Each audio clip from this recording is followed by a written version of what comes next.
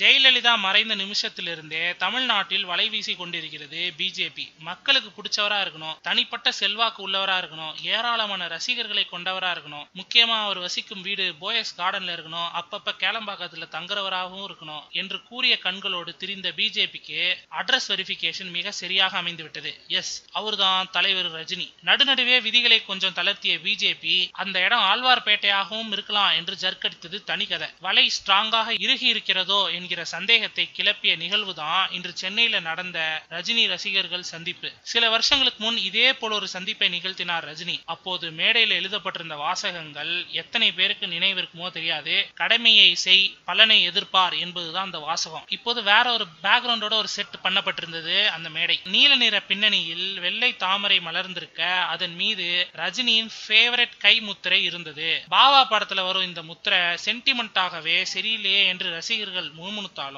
பாபா ஒரு நேரம் போல இன்னொரு நேரம் இருக்க மாட்டாரு. இந்த முறை வெற்றியை கொடுத்துடுவார் என்று நினைத்திருக்கலாம். எது எப்படியோ அந்த தாமரை தான் இப்போது பல அரசியல் விமர்சகர்களின் கண்களை உறுத்த ஆரம்பித்திருக்கிறது. இன்னும் எத்தனை காலத்துக்கு தான் யூகத்திலேயே வண்டியை ஓட்டுறது? வந்துருங்க, பாத்துக்கலாம்.